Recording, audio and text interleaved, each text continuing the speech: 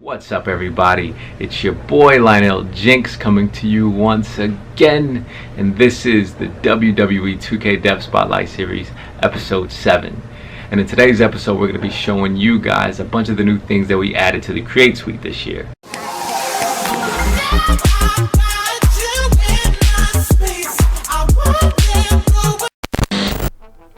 So, yesterday, 2K Games released the Dev Spotlight to end all Dev Spotlights number 7. Don't know if there's going to be another one, but at this point I don't really care because this is the one that I had been waiting for this entire time leading up to the release of 2K18, that being specifically pertaining to the Creation Suite. And if you haven't already noticed, I'm a little hyped right now about what it is that they have added on and brought back more specifically to the Creation Suite and Create Mode specifically. So we're going to get into it in detail here. And you've probably already seen breakdown videos from all the other YouTubers out there that cover WWE games, but not in the context of an actual creator like myself. And in this instance, I can honestly say that character creation in 2K18 is going to be leaps and bounds over what it is that we got in 2K17. I mean, by a long shot, just from what it is that they have added on.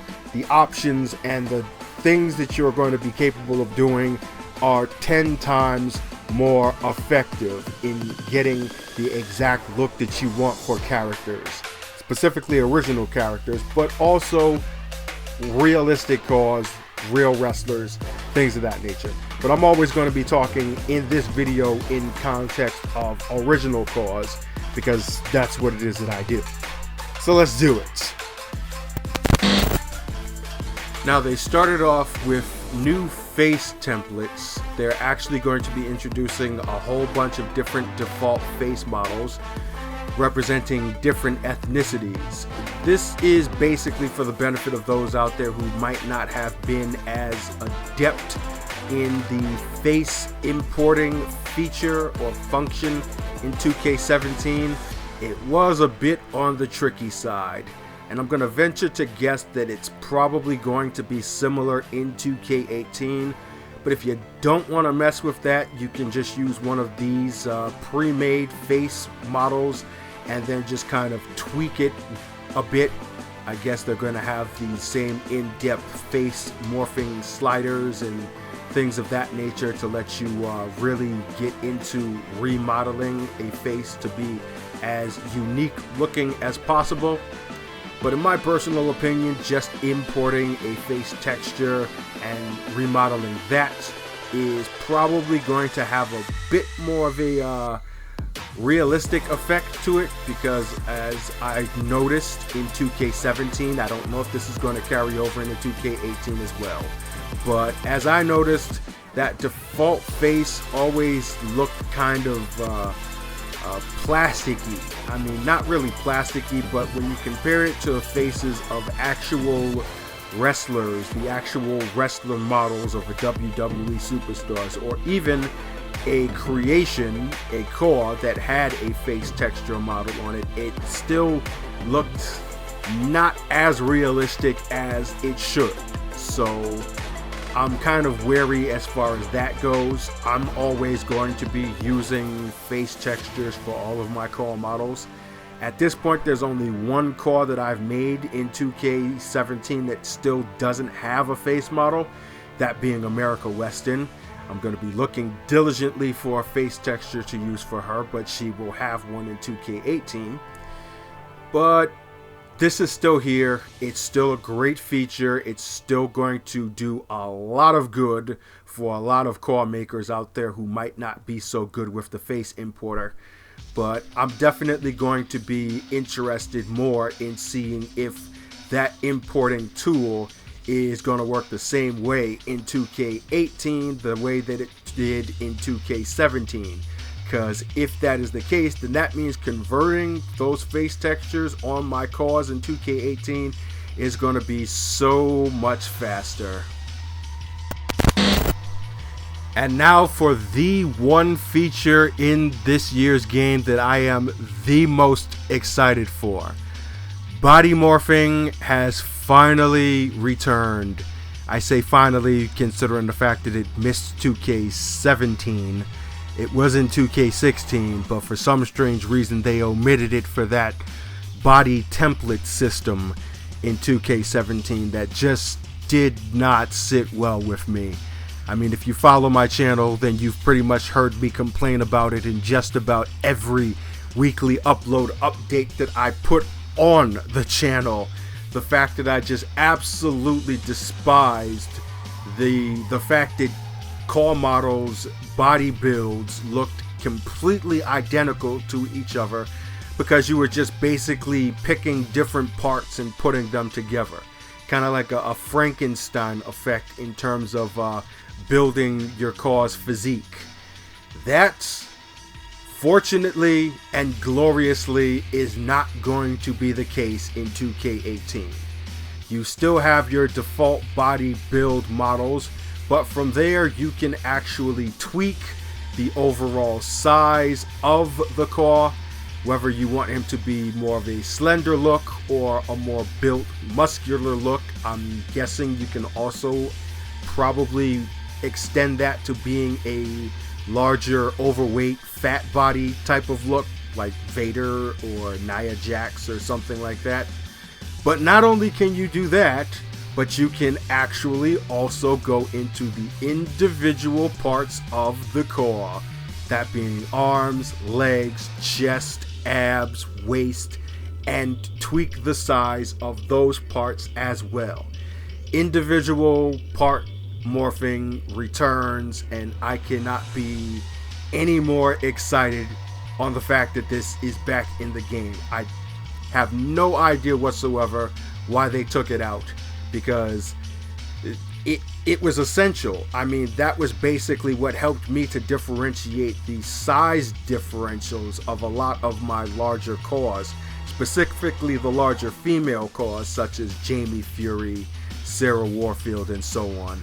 Obviously, I've added a few more of those type of characters onto my roster, and so the ability to be able to further differentiate that and make them be different sizes, but at the same time the same kind of physiques, is a big deal, and it is definitely going to create a lot more variety in different characters, not just mine, but a lot of people's as well. So this is a very, very, very welcome return to the Creation Suite.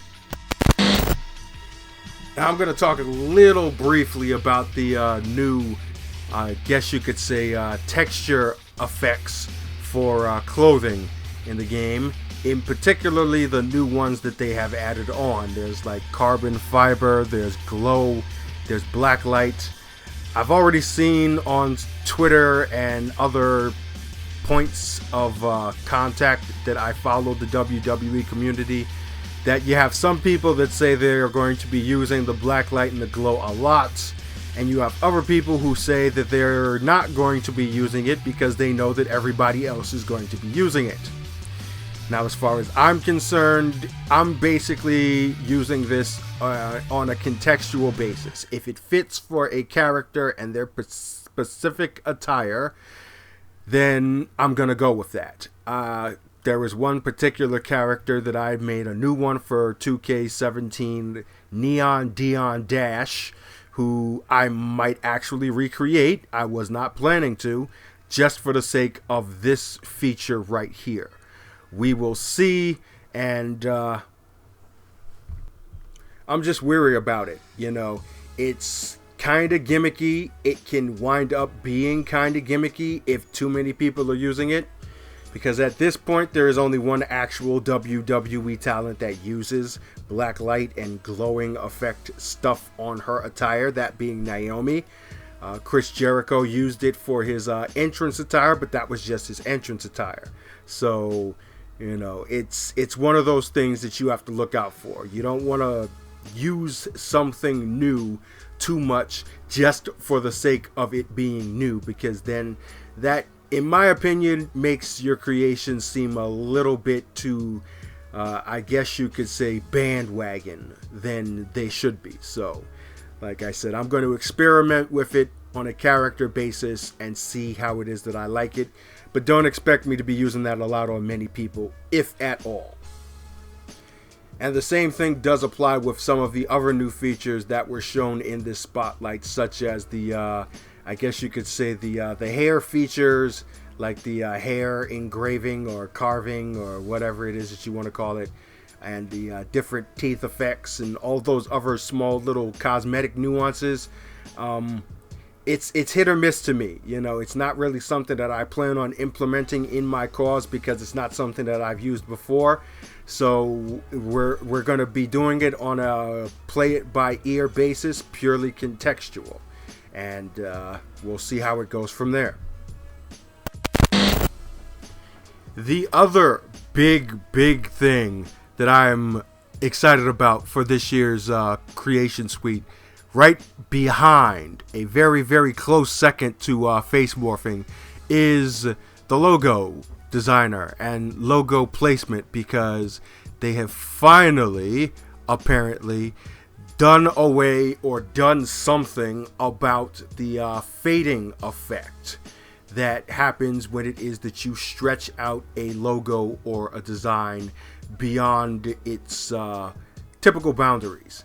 At one point in WWE games, you could take a 512 by 512 graphic and stretch it out almost to the point where it completely covers an area of that core, being a sleeve, arm, shirt, what have you. But then the fade came in, and why it did, we have no idea. But that is not the case anymore, because once again, 2K18 has taken something and improved on it, and is going to open up a lot more options for creators, because now you are able to actually take your logos and wrap them entirely around a piece of clothing or an area on the creation. As you can see here, he hits a button and the flag completely wraps around the shirt. He'll spin it behind him here, and you'll see where the blue stars are really quickly right there, just basically outstretching the entire design. Now, I'm curious to wonder if this actually is going to apply also to imported logos. I really don't see any reason why it wouldn't. It would make absolutely no sense if this is just something that you could use with default designs, because nobody really uses default designs, with the exception of those who like to make their full body suit type effects with their female CAWS. Then in that instance, it's going to be a whole lot easier for them to do it, because now you can take one primitive design, color it in the flesh tone of your core, and then just wrap it around the entire area of what it is that you're going to be using, which I believe was the Doink outfit that they used as their base. So that's going to make that a whole hell of a lot quicker to do. And yeah, I'm actually going to be trying to use that effect myself on my female CAWS, just to see how it works and go from there. But how this also is going to make the core creation process so much greater, if it is in fact that you can do this as well with imported graphics as opposed to the in-game assets, is that a lot of creations that I make are going to use a lot less, I guess you could say, layers or points or whatever system it is that they used to regulate how much stuff you're putting on the character in order for it to be able to load into the game faster.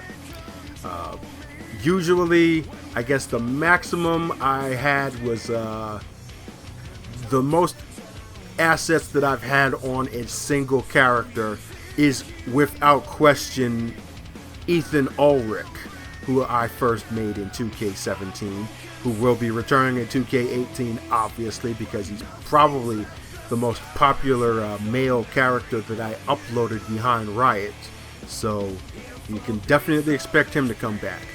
But with this, I can conceivably just make a high definition composite of his tattoos for, say, his chest or his arms, and use that and just wrap that around his chest, as opposed to having to use 4 different logo designs and place them on his chest individually, because then that's 4 slots, I guess, if you will, that I've already used on that core specifically for tattoos. If you actually have the core model, you can see that the rest of his costume design, his attire, is really basic. It's just in-game assets, because I simply ran out of the room to be able to add anything onto him, because he has so much ink work on him that that's basically all the designs that I used, just his tattoos. So with this, I can conceivably shorten that up and use one single logo slot for his chest and his arms, which both had individual tattoos on them. So then that frees up maybe 5 or 6 actual logo slots that I can use to actually make an attire for him with original logo designs and so on, to just make him pop out that much better than he did even in his 2K17 version. So that's the context that I'm taking into this consideration with the logo wrapping feature. And later on yesterday, they actually put out a tweet, 2K Games did, to further elaborate the difference between using the regular mapping feature and using the logo wrapping feature. And needless to say, looking at this picture, I am very excited, because this is exactly what it is that I am envisioning when I was talking just about what it was that I was saying regarding Ulrich. Because you see that one design there, that Cena logo, wrapping completely around the chest area. I can basically take those 4 tattoos that I used on his chest and his abs and make them into one. And then that's just one logo that's going on his chest as opposed to 4. That's kind of a big deal for me. So yeah, I'm definitely excited about this feature, and I'm going to be exploiting it heavily. And as a result, you can expect for even more greatly detailed creations than you have in the past, because that opens up a whole world of possibilities and combinations that I can use now that I hadn't been able to because of the limitations of the game. Those limitations have now been lifted, so yeah, it's gonna be a whole lot of fun this year with that. While we're still on the subject of logos, they also showed some brand new stuff as far as improvements to their stitching feature that they had added in a patch in 2K17. And this is also definitely a great improvement that's going to help out a lot of creations, because now you can actually create your own stitching patterns for accents and actually save them as their own specific assets that you can reuse on other characters. That is going to help out a lot as well, just for the sake of adding some new touches to parts for, like, say, tops or trunks and stuff like that, specifically for female characters, to just kind of make things a little more detailed. And then the fact that you can save these and reuse them makes it that much more useful. It's just more assets that you can use for your creations, and there's never anything really wrong about that. Another interesting addition that they've added in this year is the combination of transparency with embossing on logos. And I, along with a lot of other people, are interested in this because we want to know whether or not this actually applies to imported logo graphics, or is it just going to apply to the in-game assets? Because if it does apply to logos, then that's going to make creating custom belts so much more interesting, because you can add that effect to your designs and have them look a lot more realistic against the metallic finishes of the in-game championship belts. So that would make that a lot more wide open as far as what it is that you can do with that in Create a Championship mode. And I can also see it being used in very, very unique ways on actual characters, with attires and such like that, like knee pads or kick pad designs, elbows, anything with like hard surfaces, or even on the skin itself in ways like you see here on the video. Somebody can come up with something. But that, of course, is all conducive to whether or not this only applies to the in-game designs, because if you can recall, in 2K17, the embossing and the added effects that you could do with logos only applied to the in-game logos. You couldn't do anything with your imported stuff. So really interested to see whether or not that is still the case, or if you're completely able to do that with your imported designs. Now, if body morphing was number 1 on my hype list and logo wrapping was number 2, then this right here is most certainly number 3. That being free camera highlight reel, once again returning after a hiatus in 2K17. And not only is it back, but they've kind of stepped it up a notch here, where you can actually remove different parts of the replays that you are going to be applying in your creative videos, to actually be able to make kind of like montages or your own versions of entrance videos. Now, I'm actually going to be messing around with this a whole lot in terms of my show, or shows, if you will. You can expect some pretty cool looking intros going forward, and I guess I'm the most interested in knowing whether or not these effects will also apply to the cutscenes that will be featured in the creative video mode, such as promos and interviews and so on.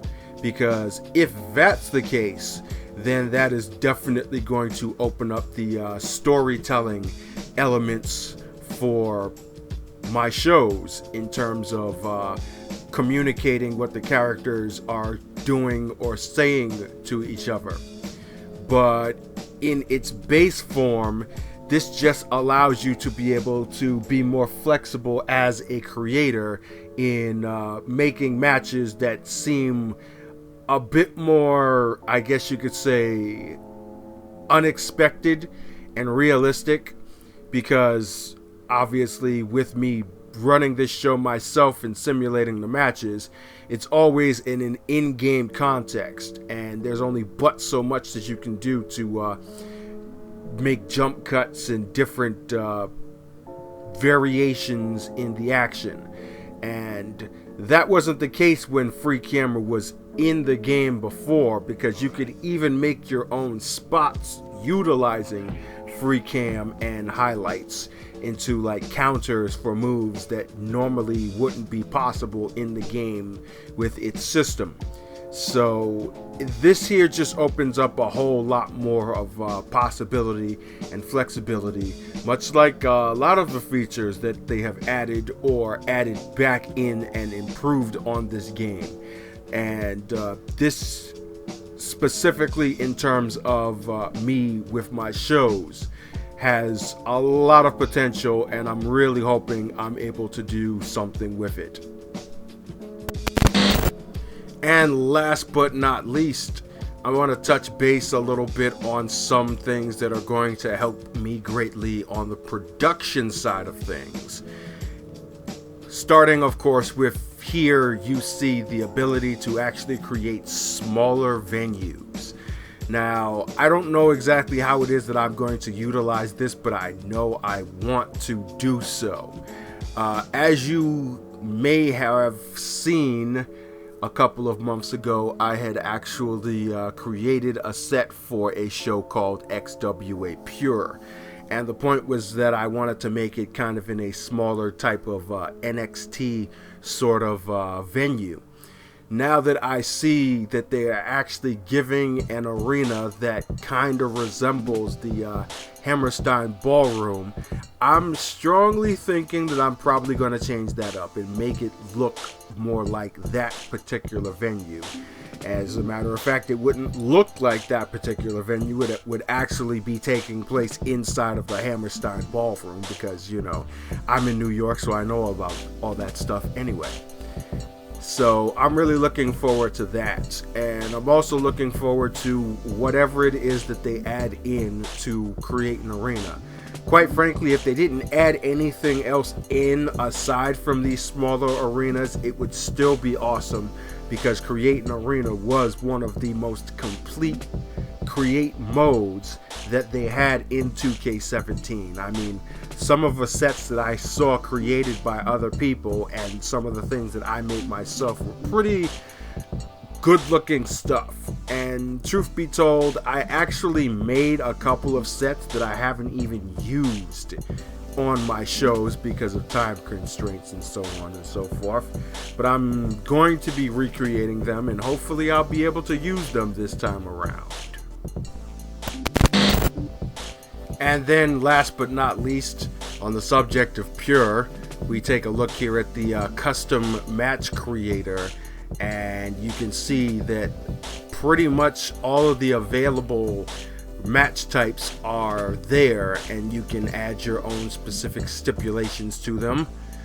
Again, this is a feature that they have had in previous WWE 2K games, SmackDown vs. Raw games, even the old THQ games on the N64. So I'm really happy that they've brought this back. And how this pertains to Pure Rules is that when I first created my version of Pure Rules, it was a combination of there being no rope breaks and no ring outs. So basically, the match is confined to the ring, and pinfalls and submissions can take place anywhere within the ring. So I'm excited that I'll be able to implement that again, and that will basically be the basis of the XWA Pure show, Pure Division, Pure Championship, what have you. It's just a different take that is a bit more on a competitive level than your typical professional wrestling match, and I'm really excited to finally be able to make that happen, because it wasn't working out for me in 2K17 due to limitations, and that's not the case anymore. A lot of limitations all across the board have been lifted with the creation suite here in 2K18, and I really don't recall being this much hyped for a WWE game as I am for 2K18. 2K Games is really bringing it out this year, and in many different ways, this is going to be the biggest WWE game of all time, and it's going to be a tough act to follow for 2K19, but you already know they probably are working on that as we speak. But that's kind of jumping the gun a little bit. As far as the immediate and not so distant future, I did in fact pre-order the deluxe edition of WWE 2K18, so I will actually be getting started on my creations 4 days earlier than the actual release date. So that will be October the 13th as opposed to the 18th. So you can expect to see some videos on the channel breaking down some of these things in more detail, just to answer some questions that you guys might have yourselves as far as what it is that's on offer, what it is that you're capable of doing. And in fact, I might actually even live stream a couple of creation sessions just to answer those questions that you might have, and also have you peer into my own creative process as well. And yeah, that's going to be pretty cool, and I'm pretty excited about that. As it is that I'm excited about a lot of things regarding this game, and we're really going to push things to the limit as far as creations go, because we don't have those restrictions against us, working against us. So look forward to that starting in the next couple of weeks. We're only about 2.5 weeks away from the release of 2K18. And also, in case you guys were wondering, the second and the following rounds in general of the Warfield Invitational are under production. That, needless to say, is going to be my last production of the XWA on WWE 2K18. So after this tournament is over, the next XWA programming that you will see, whether it be the live matches, whether it be takedown, girl fight, whatever, is going to be in 2K18. So that's the end of that, so to speak. And that's going to be the end of this video. I tried my best to not make it run too long. We're already pushing over 30 minutes, but there was a lot to process here, and I wanted to share my thoughts with you guys about what it is that we should be looking forward to here. And from the looks of it, it's a lot, a whole lot, and this is going to be some very, very fun times for me as far as creating goes. And it's been a while since that happened. I've been pushing myself, but things look like they're going to be a whole lot easier, and there's going to be a whole lot more possibility for me going forward with my creations in 2K18. But enough rambling. Thanks for watching this video. If you found it interesting, then make sure you leave a like. And if you're new to the channel, make sure you subscribe. If you're old to the channel, then make sure you hit that bell by the subscribe button so that you're notified whenever any new content of mine is uploaded, and there will be plenty of that. Trust me. Until then, this is Obi. Thanks for watching once again, and I am signing off. See ya!